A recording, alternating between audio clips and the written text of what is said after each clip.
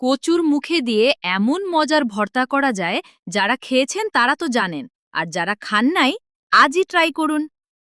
আজকে আমি এমন একটা ট্রেডিশনাল কচুর মুখের ভর্তা বানিয়েছি, একবার গরম ভাতের সাথে মেখে খেলে মুখে রুচি একবারই ফিরে আসবে।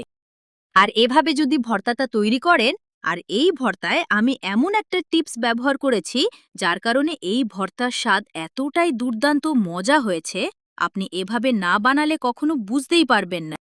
হ্যালো ভিউয়ার্স, আসসালামু আলাইকুম ওয়া রাহমাতুল্লাহ। মাই লাভ কুকিং চ্যানেলে আপনাদের সবাইকে স্বাগতম। তাহলে চলুন ছোট্ট একটি লাইক দিয়ে ভিডিওটা কন্টিনিউ করবেন। প্রথমে নিয়েছি আমি কয়েকটা কচুরমুখী। এখন আমি ভালোভাবে কচুরমুখীগুলো পরিষ্কার করে নিব। অফ ক্যামেরায় বেশ কয়েকবার ধুয়ে নিয়েছি দেখুন।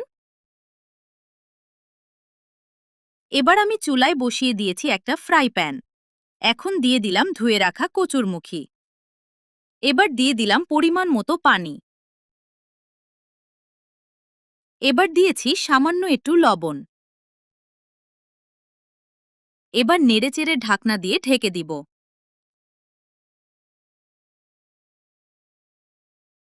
এখন চলে আসছি ভর্তা তৈরি করতে।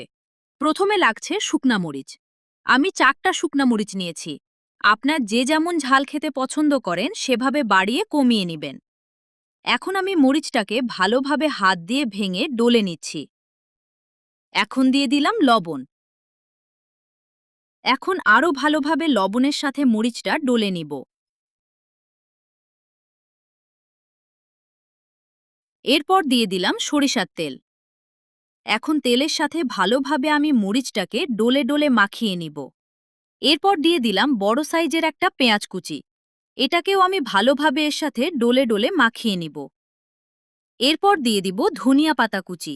এটাকেও আমি ভালোভাবে ডলে ডলে এর সাথে মিশিয়ে নিব।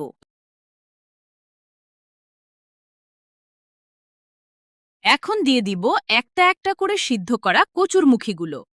দেখুন কতটা সিদ্ধ হয়েছে। হাতে চাপ দিলেই যেন গলে যাচ্ছে মোমের মতো হয়ে। আমি এভাবে সবগুলো কচুরমুখী হাত দিয়ে মেখে ভর্তা করে নেব। এই ভর্তায় দিয়েছি বিশেষ একটি টিপস। দুঃখিত, সেটা দেখাতে মিস্টেক হয়ে গেছে। এই ভর্তায় আমি ব্যবহার করেছিলাম 1 ফালি লেবুর রস। আর এই লেবুর রসটা দেওয়ার কারণে এই ভর্তার স্বাদটা একেবারেই দুর্দান্ত, অসাধারণ হয়েছিল। একবার যদি এভাবে ভর্তা তৈরি করে খান, এর স্বাদ কখনো ভুলতে পারবেন না।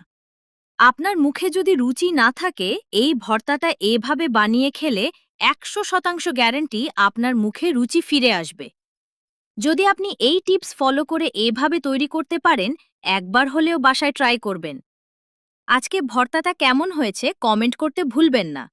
রেসিপিটা ভালো লাগলে ছোট্ট একটি লাইক দিয়ে পাশে থেকে যাবেন। এই দেখুন, আমার ভর্তাটা একদম তৈরি হয়ে গেছে। কেমন হয়েছে? আজকে ভর্তাটা কমেন্টে জানাতে ভুলবেন না। দেখুন কতটা লোভনীয় হয়েছে। যেমন দেখতে লোভনীয়, কেমন খেতে হয়েছিল দুর্দান্ত মজা। একবার হলেও বাসায় ট্রাই করবেন। আর যারা ভিডিওটা ধৈর্য সহকারে শেষ পর্যন্ত দেখেছেন, প্লিজ একটি লাইক দিতে ভুলবেন না। আপনাদের ছোট্ট একটি লাইক এই ভিডিওটা আরও কিছু মানুষের কাছে পৌঁছে দিতে সাহায্য করে। আপনাদের ছোট্ট একটি লাইক, ছোট্ট একটি মন্তব্য আমাকে ভিডিও বানাতে আরও উৎসাহিত করে। আমার রেসিপি যদি আপনাদের কাছে ভালো লাগে, প্লিজ লাইক, কমেন্ট, সাবস্ক্রাইব করে পাশে থাকবেন। আর যারা নতুন আজ ভিডিও দেখছেন, অবশ্যই যদি ভালো লাগে চ্যানেলটা সাবস্ক্রাইব করে পাশে থেকে যেতে পারেন। এমনই সব মজার মজার রেসিপি নিয়ে আবার হাজির হয়ে যাব। সেই পর্যন্ত সবাই ভালো থাকেন, সুস্থ থাকেন। আজ এখানেই শেষ করছি। আল্লাহ হাফেজ।